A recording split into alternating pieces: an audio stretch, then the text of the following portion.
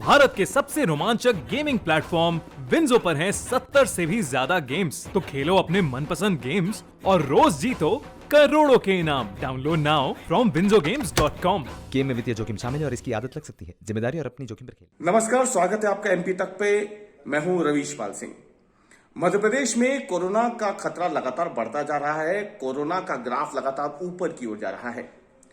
Corona के graph में कई कोरोना वॉरियर इसका शिकार हो रहे हैं, संक्रमित हो रहे हैं और इसीलिए एक बार फिर से मध्य प्रदेश सरकार ने बड़ा फैसला किया है।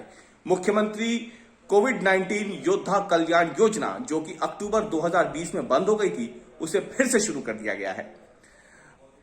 शिवराज सरकार ने इसके आदेश आज निकाल दिए हैं और इस आदेश में साफ तौर पर यह बताया गया है कि मुख्यमंत्री कोविड-19 योद्धा कल्याण योजना को 1 अप्रैल से लेकर के 31 मई 2021 तक मान्य माना जाएगा।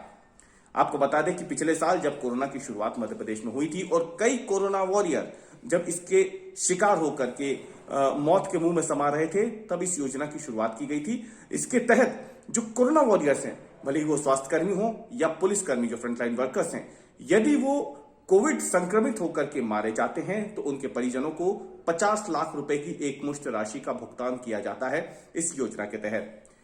इस योजना के तहत करीब 21 से ज्यादा ऐसे कोरोना वॉरियर्स मध्य प्रदेश में जिनकी पिछले साल कोरोना से मृत्यु हुई थी, उनके परिजनों को 50-50 लाख रुपए सरकार की तरफ से दिए जा चुके हैं।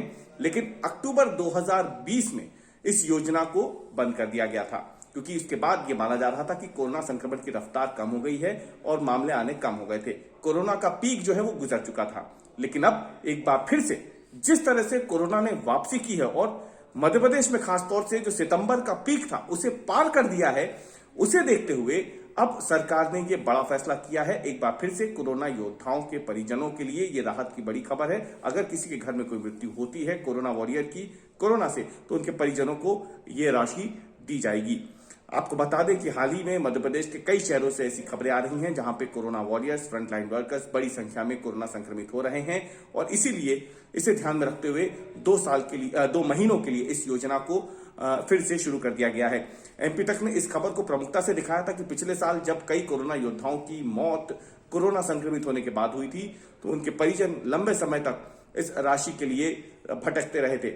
उसके बाद सरकार ने कई कोरोना वॉरियर्स को उनके परिजनों को ये राशि दी, लेकिन 31 अक्टूबर 2020 के बाद ये योजना स्वतः समाप्त हो गई थी, जिसे अब कोरोना के बढ़ते संक्रमण और बढ़ते ग्राफ को देखते हुए एक बार फिर से शिवराज सरकार ने शुरू कर दिया है 1 अप्रैल 2021 से लेकर 31 मई 2021 तक के लिए।